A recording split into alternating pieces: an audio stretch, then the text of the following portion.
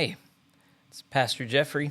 I'm the guy behind PlainSpoken. Hopefully, this is not your first time watching. If it is, or listening on a podcast, then the purpose of what I do here is to try and spread helpful information for the sake of understanding within the Methodist movement. I'm a conservative. When I started this, I was a local licensed pastor in the United Methodist Church. Since then, my churches have disaffiliated, as have I, and I'm now an ordained elder in the Global Methodist Church. I serve in a rural context in northeastern Oklahoma, and my producer TJ and I have set up this recording studio in order to try and minister to the broader context. We believe that Jesus is the way, the truth, and the life, and so when you speak truth, you are participating in Christ's nature.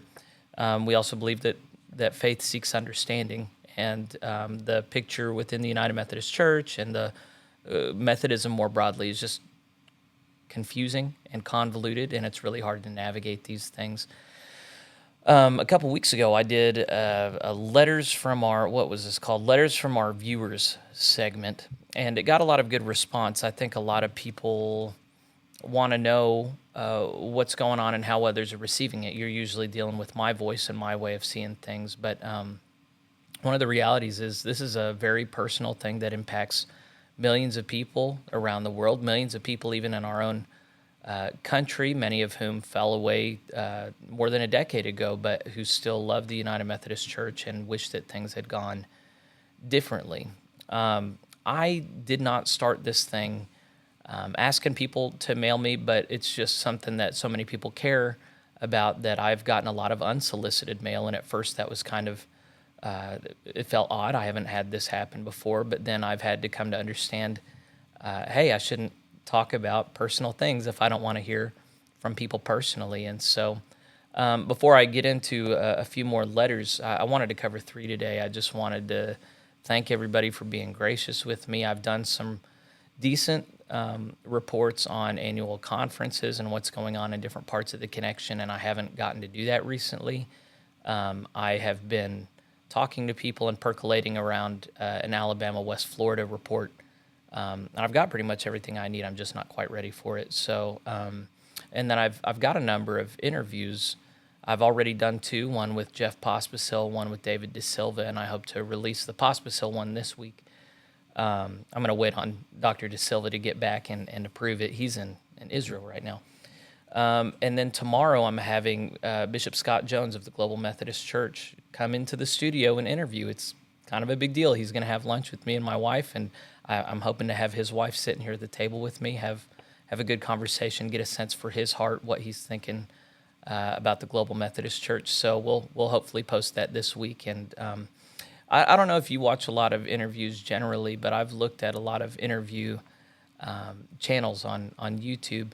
And the level of engagement that y'all give the interviews that I do, I just really appreciate. There are a lot of people that just, there are a lot of amazing people that have been interviewed on different channels and hardly any views. So I just am blown away by the level of engagement and support that y'all have given PlainSpoken. And I'm sure I'm going to disappoint, but I really hope I don't. I want to be spreading I get more information every day. People are emailing me all the time with information on what's going on in different conferences, and it's just hard to hold on to it because I'm just not a very smart person, or I don't have that kind of brain. So anyway, let's march through a couple different things that I got in the mail. If you do want to mail me things, snail mail, you can send it to P.O. Box 126.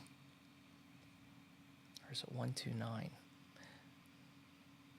You know what? Just send it to 109 West Shawnee Street in Nowata, Oklahoma. I should know these things, shouldn't I? Yeah, 109 West Shawnee Street. Hopefully the post office doesn't get mad at you for not using my P.O. box. This first one was just a little postcard, and all it says is, "Jeff, you did it!" Exclamation mark. Thanks. On behalf of a retired clergy in another conference, dated May of 2023, and of course that's in reference to my ordination that took place a couple weeks ago now in Bethany, Oklahoma. If you haven't seen that a big photo dump just came out, and it was a beautiful time. And of course, TJ, the show's producer, was the photographer. He does excellent work. So anyway, thank you for.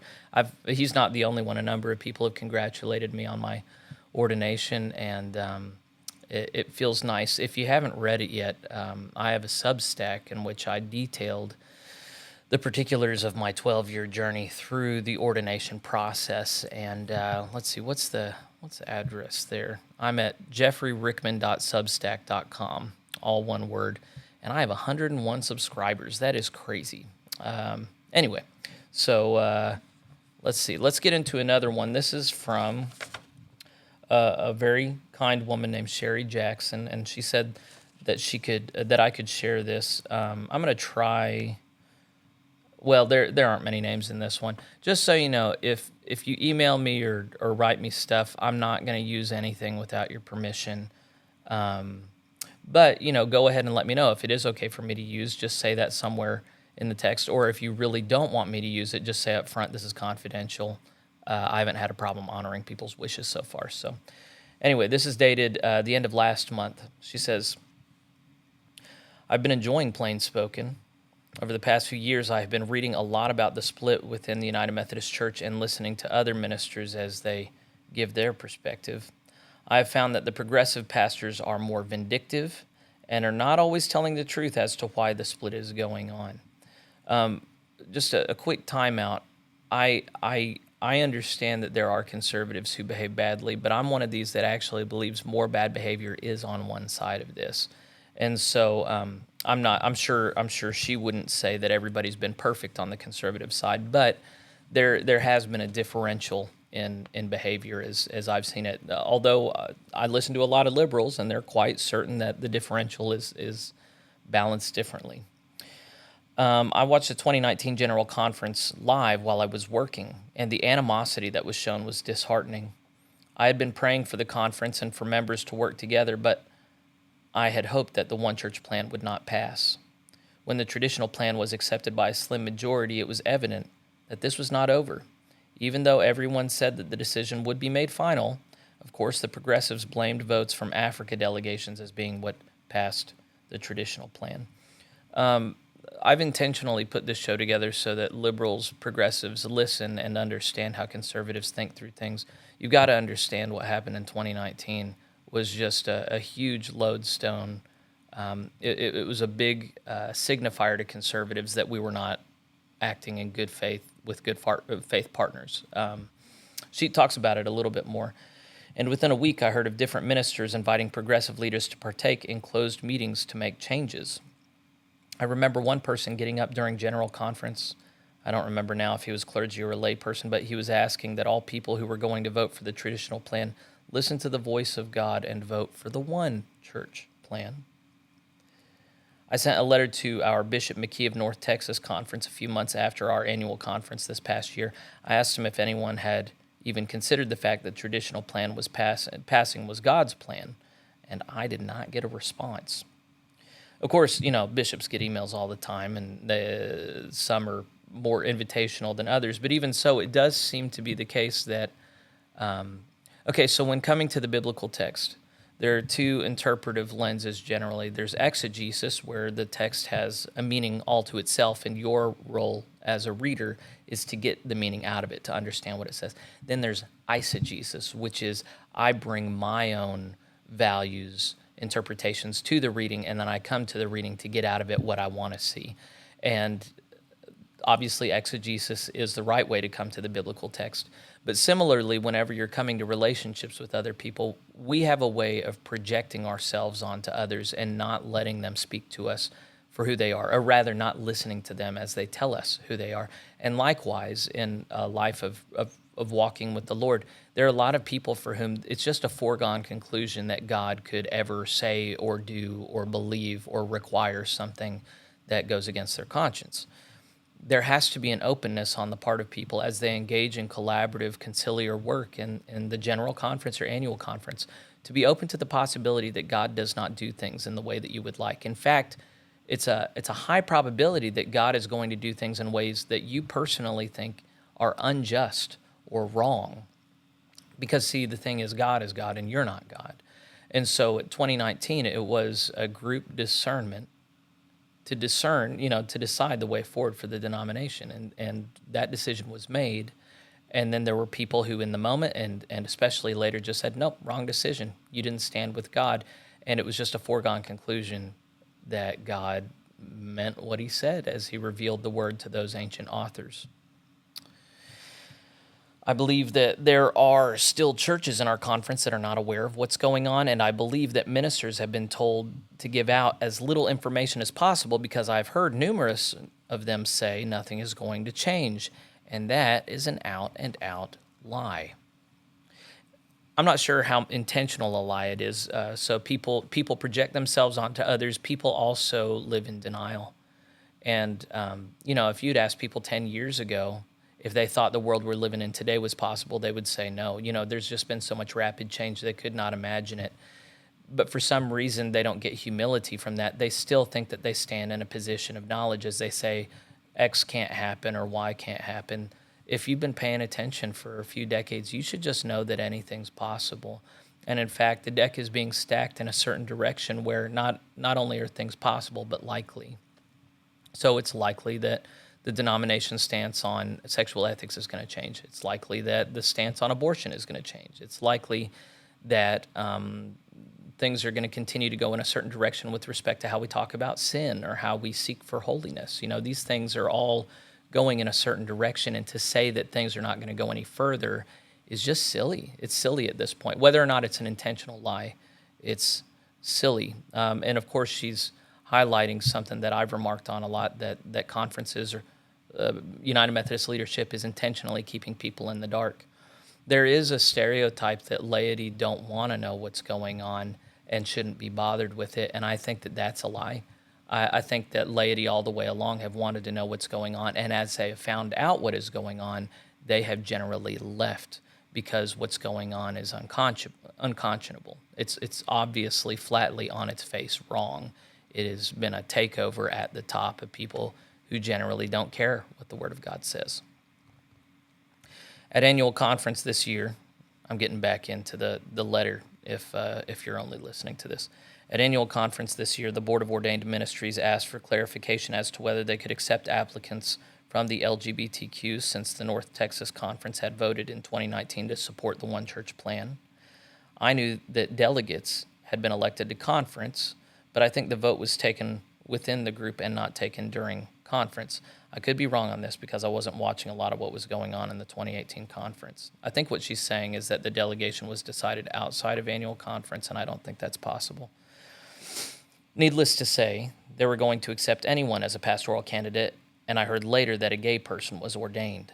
I can't give you a name or verification of this either.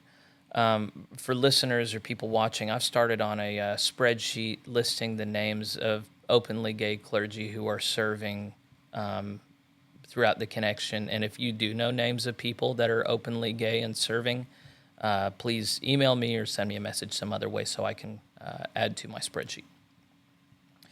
I did get a letter from the new bishop earlier in the month letting me know that my church had disaffiliated and that I was no longer a United Methodist member, and gave me several addresses of meetings that I could attend to get back into the fold if I chose. The last few years have been very troubling for me. I have felt that if I stayed in the UMC, I would be condoning the new changes that will be made, and I did not want to be part of that. Our church has always been welcoming to everyone, but we did believe, as the discipline read, that homosexuality was contrary to God's will. For me, it has been more about the ministers who have taken oaths and then broken those oaths, and the conferences who would not hold ministers accountable, and for people not following the discipline. If you didn't see it, I put out a bitter medicine episode dealing with ordinands lying in order to become clergy, which of course I think is real and a huge problem, and I would agree with Sherry in that. I'm tired of all the excuses, she says. I was appalled at the Duke University student who was welcoming the queer one to their chapel services. Adam Hamilton talked about how they still believe the doctrine of the United Methodist Church, and then, before he was through with his speech, said, of course, many ministers now realize that not all of the scriptures pertain to today. Well, pick and choose, she says. If you haven't seen that footage from Duke University, that was in the Duke Chapel, paid for by your apportionment dollars, where they worship the queer one. They also worship the queer God in Oklahoma City at OCU, where they they put up a service where they worship the queer God. They call him, or I don't know how their God self-identifies gender-wise, but anyway, they took it down for a bit when there was pushback, and then they put it back up, and none of the clergy responsible for it were ever corrected, at least not publicly. I took 3 of the disciple Bible studies, and the one thing I remember most of all was that it pertains to us, was that it all pertains to us, partly because we keep making the same mistakes over and over again. That's how to read the Bible. It's all about us and all about God.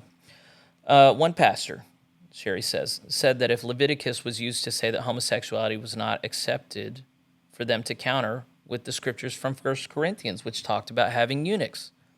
I don't believe a homosexual person and a eunuch are the same thing, but that was her take on scripture. Yeah, that just sounds crazy.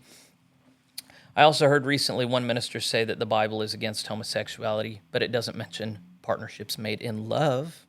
So their take was that marriage was okay, but because God believed in love. Yeah, a bunch of gay people had sex for thousands of years and never fell in love, because sex and love are not at all connected. It's just it's a ridiculous we invented something that no one ever did before. I mean, it betrays this ethnocentric worship of the new. We just think we're so new and unique. Yeah, it's just wonderful when you get a whole culture that doesn't read any history. They think that they're the bee's knees. They've invented everything. It's just the most narcissistic position to take. No, the ancient world knew of loving relationships between people of the same sex. We didn't invent anything new. I've heard numerous podcasts from the Picklin pastor, the senior pastor at Lovers Lane UMC, and he has been highly critical of Bishop Scott Jones and his son, who is now a pastor at St. Andrew's Methodist, and he continually talks about misinformation. Yeah, he's on YouTube as well, and yeah, he gets pretty mean-spirited. I've noticed this guy. Yeah, yeah. I have attended evangelism workshops that Bishop Jones conducted before he became a bishop, and I listened to numerous speeches that he made at churches throughout his conference. He has been very kind in his speech regarding the United Methodist Church, and he has not been giving out false information, as many as have said he has. Plus, I never heard him say, "I am leaving, follow me." Now, he did posture himself as being dissatisfied with the UMC. He, along with, I want to say, 4 or 5 other bishops, signed a document a few years ago saying that when there's a split, they want to go with the conservative evangelical branch. But even so, his rhetoric, while not being pleased with the UMC, has been pretty fair. I haven't found anything that should be objectionable. I think the only thing they found objectionable is he wanted to go, and he took his time, and when he went, it was a big deal. You know, I did one video saying that I thought he was going to leave, and then once he did leave, I did another video just saying, I told you so. Anyway, I shouldn't enjoy saying I told you so as much as I do. I know. I'm going to keep working on myself. All right, Sherry continues, our church members asked why they had to leave if the progressives were wanting change, and I heard at a podcast by a progressive minister that it was considered, but they realized they wouldn't have the funds necessary to make the change. This has all been about money. I don't disagree with you, Sherry. I truly believe that there have been way more disaffiliations than anyone ever expected to occur, and after a couple of years of the conferences operating on the money congregations have paid to leave the UMC, they're going to have big problems. I would be interested in someone doing a financial breakdown of this. I do think it is true that the number of churches running for the door is much larger than anyone anticipated, and I think that's partly what's driving the anger of the United Methodist Church right now. They are just very surprised. They were in denial. They thought everything was basically okay, that everybody was basically happy. Now to see how many unhappy people in churches there are and how faithless we think they are, they can either self-reflect or they can hate those who are rejecting them, and generally they're hating those who reject them. And yeah, it looks like they're going to have a huge financial shortfall here in just a couple years. My grandfather was a local pastor in the Methodist Church. My mother has said that I was born Methodist, and I feel like that. Over the years, I've read a lot about John Wesley and the Methodist movement, and it is one that I feel is me. I recently read Donald Haynes' two-book history of the United Methodist Church. It goes through the 2019 General Conference. The books are very informational. I don't know anything about that series, so if you've read it, let me know what you think about it in the comments. I'm interested. My church has decided to remain independent, and I do not think that is a wise move. Once the pastor, who they have at this time, retires, I think they will have trouble finding someone else to fill the pulpit. And I don't have much faith in the leadership that is left at the church. 15 years ago, we had around 125 in worship. Today, it's close to 30, 45. She's talking about, this is where a lot of you are going to intersect. A lot of churches disaffiliate and they want to stay independent for a time. And that's theologically problematic for a number of reasons. The main one for me being that the New Testament becomes kind of not understandable whenever you're looking at them writing individual churches that aren't connected to other churches. It's so clear that we're supposed to be networked together with authority, with money, with structure. So I think she's right to have a problem with that. And then I think churches need to be humble and understand the long view. It's not easy to find a pastor. It's not easy to find a quality pastor. And so there are a lot of reasons to affiliate with a denomination, one of them being, hey, when your pastor needs to move on, who's going to network you with quality leaders?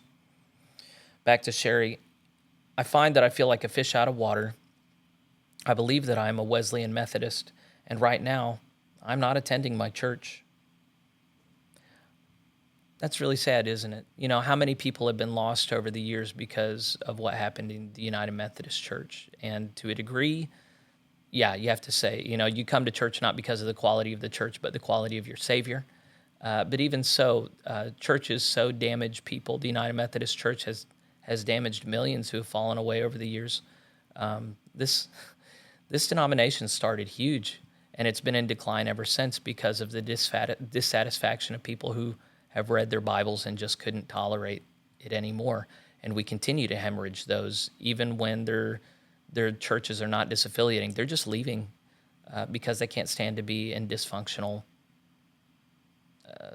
congregational or denominational crap anymore. She closes the letter out, I wish you the best in your ministry and hope that you will remain plain-spoken. I have had numerous sleepless nights, but feel that I'm making the right choice for me. God bless Sherry Jackson, and she gave me permission to use this. So, Sherry, thank you so much for sharing yourself with me and with the PlainSpoken audience. If you have comments from Sherry, just write them down at the bottom here. She's an avid listener. So I wanted to look at one more letter, and this one he wanted me to protect his name, but I'll show the text here. It's a letter from South Carolina. Brother Jeffrey, greetings to you from here in South Carolina. I've watched quite a few of your videos in recent months. I'm very interested in the sea change taking place in the United Methodist Church. I belong to a church which descends from the Wesleyan Methodist schism, which took place prior to the war between the states. I've been in contact with a retired UMC pastor here in South Carolina, and I blocked out his name, who is now affiliated with the GMC. He has given me some understanding of the situation in this state in reference to disaffiliation, etc.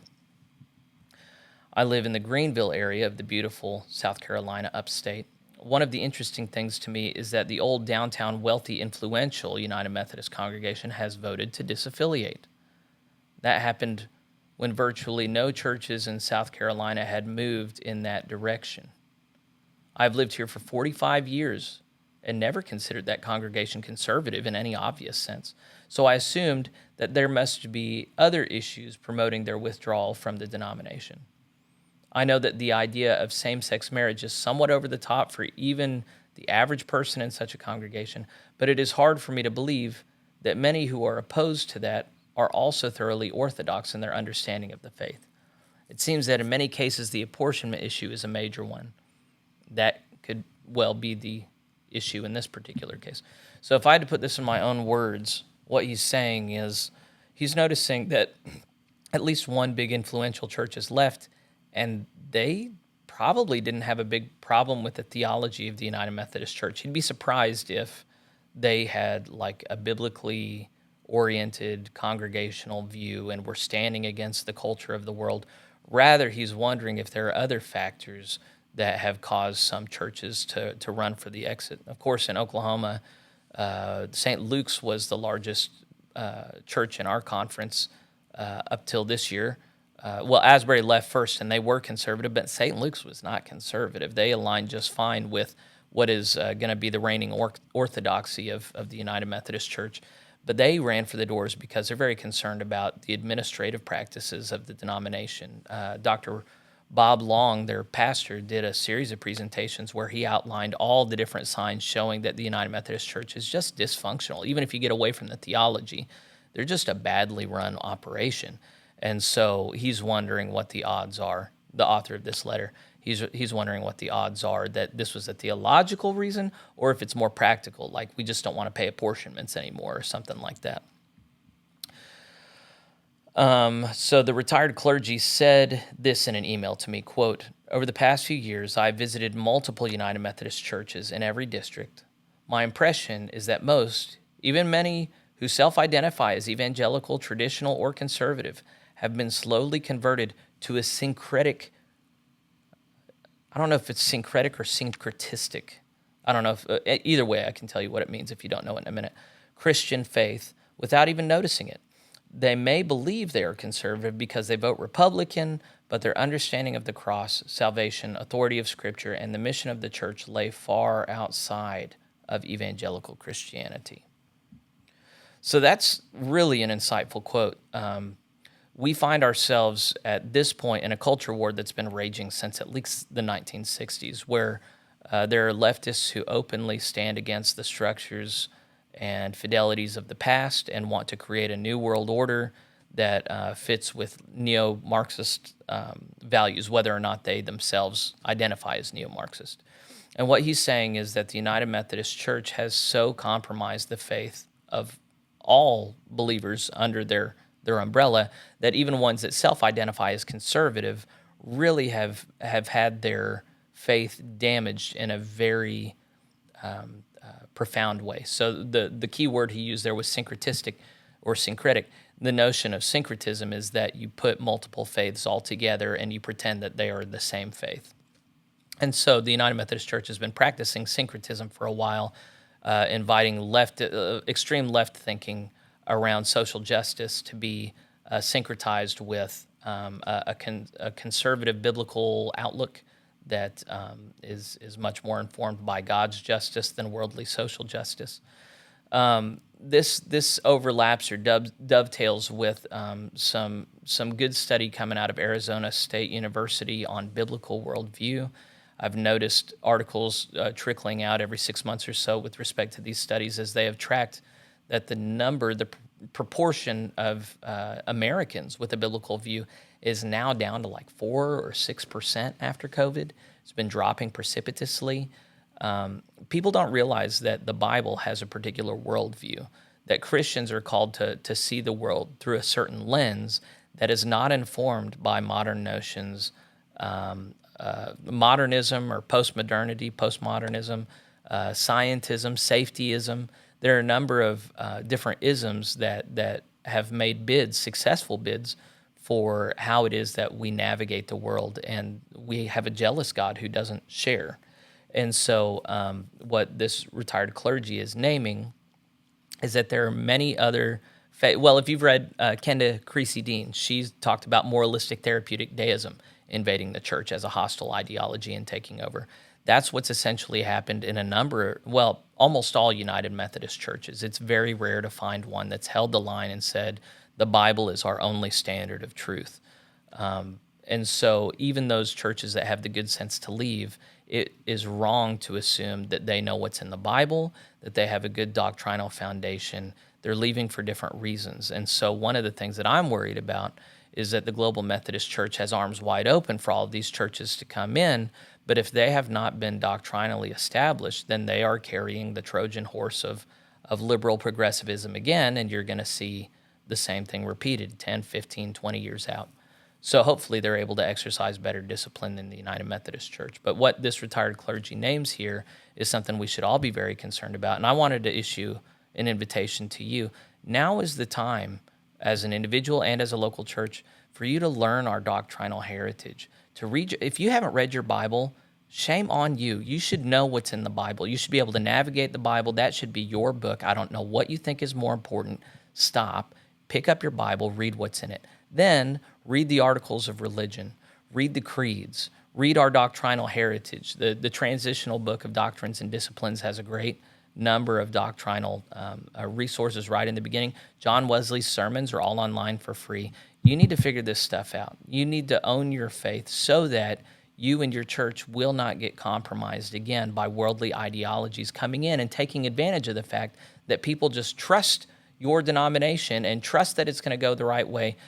Don't trust anymore. You need to do the homework and the hard work yourself, because even if you're part of the right institution, when you get to the pearly gates, when you come before God's judgment seat, he's not going to say, oh, I saw that you were on the rolls of the United Methodist Church, or you were a member of the Global Methodist Church. So come right in. That's not how this works. Your salvation or your damnation is on your shoulders.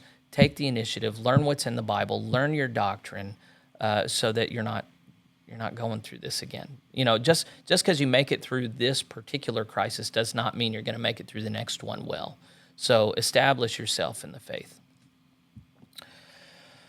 Wrapping up this email, that seems an awfully sad description of the situation as it exists in this conference of the UMC. I hope it isn't quite as bad as he describes. I questioned him as to why there had been almost no disaffiliations in South Carolina, and this was several months ago. He indicated that there had been serious lack of organization and leadership here. The situation just to our south in Georgia and North Carolina is so different, with hundreds of local churches having left or in process of doing so. I'm going to double check on this, because I don't recall looking at South Carolina in my form here, and I got people actually helping me on this spreadsheet, putting together information on the different annual conferences, and I'm just so appreciative to those of you who are helping me, especially with the financial stuff. Okay, yeah, according to the most recent information that I've got, South Carolina has one disaffiliation since 2022 that was in. So let's see, do they have it? They don't even have a special, do they have it? They don't have a special conference scheduled. What is going on in South Carolina? I should have looked at this before I read the email. What on earth is going on in South Carolina? You mean to tell me that is crazy? All right, well, maybe my records here are wrong. It shows that they had 972 churches there at the close of 2021. What is going on, guys? South Carolina people, right here. Explain to me what's going on. It seems like you're all about to get trapped. Were you just waiting on leadership to take you out?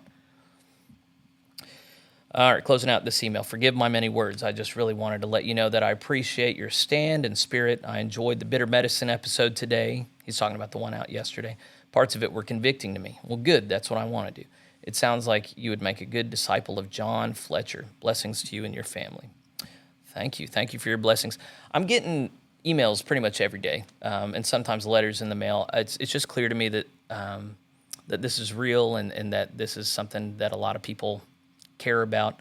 If you know of anybody who's really struggling right now or just would benefit from understanding what's going on or thinking through stuff, go ahead and share this with them. I understand I'm kind of an idiot in some ways, and I can't cover the ground that's really needed for a comprehensive treatment in the moment. But I appreciate all the love and support and prayers. And of course, I have a full-time job here with two churches, and they're being very gracious and sharing me in this way. I've had a number of people convey a desire to pay me. I make a good salary at the churches here. I don't need money, and I'm not looking to get rich. However, I do think I'm going to set up something on either Locals or PayPal or something, because our producer, TJ, is also paid by the church, and I think it would be great if it were self-sustaining and we were able to pay him. So anyway, I'll keep you in the loop with whatever we put together there. But in the meantime, I appreciate all the moral support and prayers, and God bless the United Methodist Church. May they receive a heart of reflection and repentance. And God bless the Global Methodist Church. May they not be resting on their laurels. I know they're not. They're putting all this, when we were talking a minute ago about how no one in the UMC thought this many people were interested in leaving, I don't think GMC fully understood how many churches were going to want to join up. I've talked with a number of GMC leaders now that are just overwhelmed by all of this infrastructure. They're building the bridge while they're walking on it. It's so stressful, so be in prayer for them.